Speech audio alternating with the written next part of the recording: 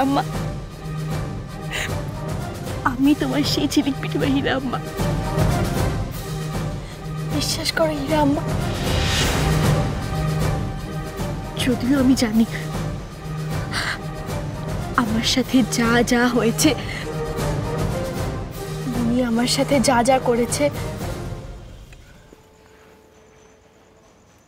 তা তোমার পক্ষে বোঝাটা খুবই কঠিন। কিন্তু শুধু তুমি কেন, হয়তো কেউ বিশ্বাস করবে না, তবুও এইটাই সত্যি হিরাম্মা।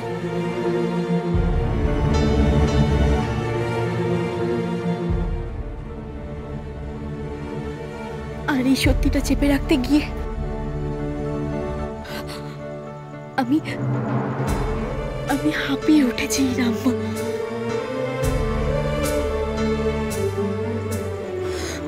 আমি আর পারছি না। মনি শুধু আমাকেই ঠকায়নি, তোমাদের সবাইকে ঠকাচ্ছে হিরাম্মা,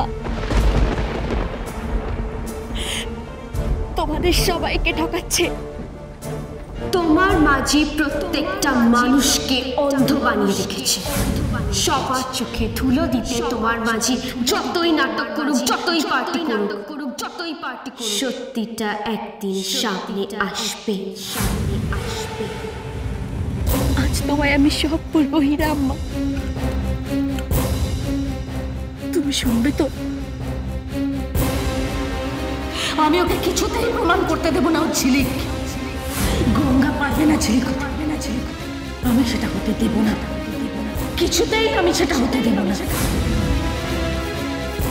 তোমাকে শুনতেই হবে হিরাম্মা। আমি তখন মনির কাছে থাকতাম। একদিন মনি, আমাকে ডেকেছিলে মনি? আমার কাছে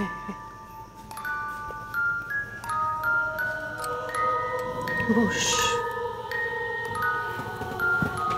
কিছু বলবে? ঝিলিক, তোর কিচ্ছু হবে না, আমি তো আছি, আমিও তো তোর মা। বল কি হয়েছে বললে না তো?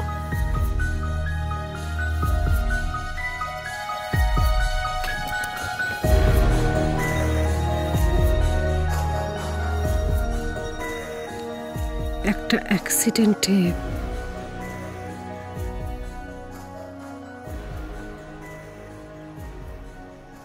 তোর মা মারা গেছে। না না, এ হতে পারে না।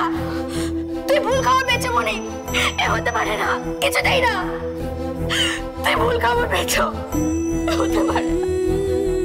খবরটা যদি ভুল হতো, সব থেকে বেশি খুশি আমি হতাম ঝিলিক, বিশেষ করে।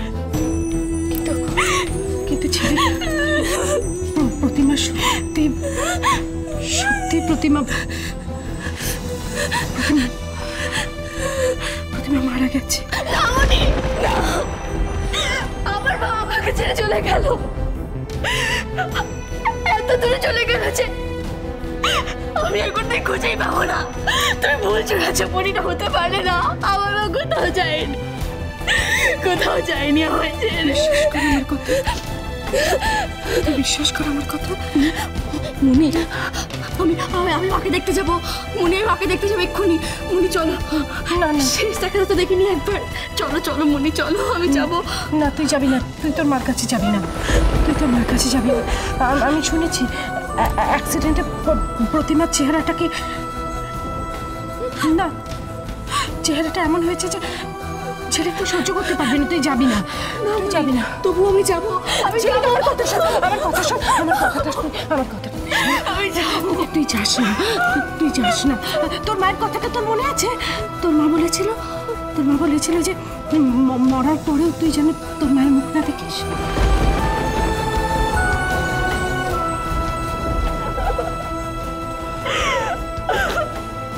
আমি এতই অবাক,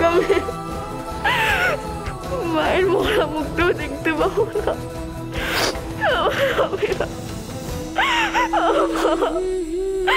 মা গো, বাবা,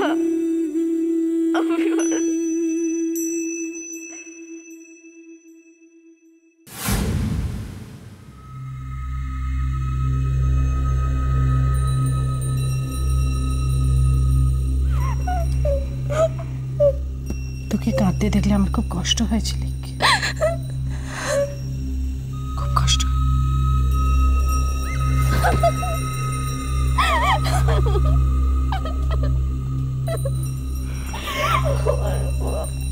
এই শহর থেকে দূরে চলে গিয়ে তুই যদি ভালো থাকিস তাহলে সেই ব্যবস্থাই আমাকে করতে হবে। এই শহরে পড়ে থেকে শুধু তোর মায়ের স্মৃতি আঁকড়ে ধরে তুই কাঁদবি, সেটা আমি সহ্য করতে পারবো না রে।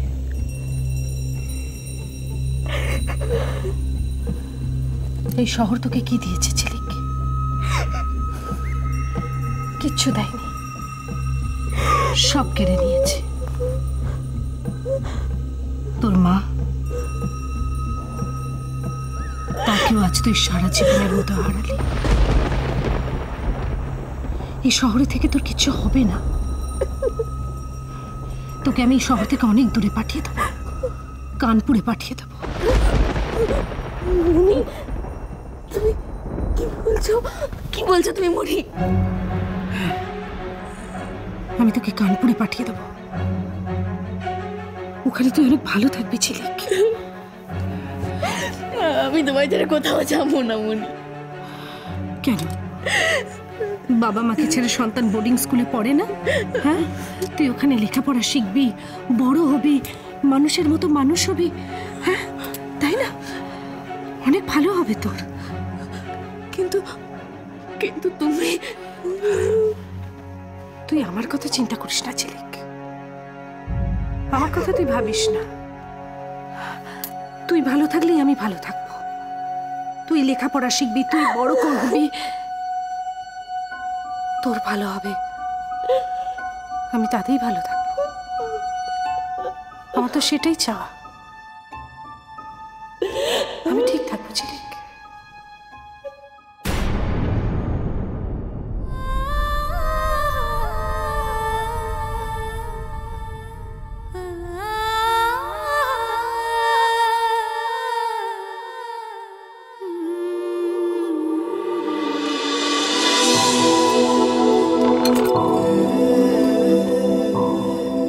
মনিকে বিশ্বাস করে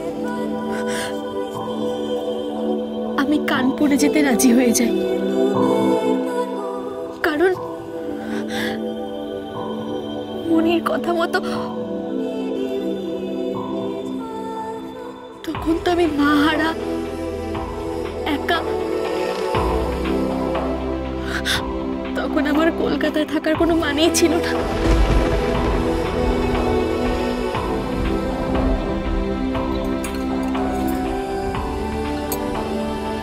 लेकिन तू तो बनारस में थी।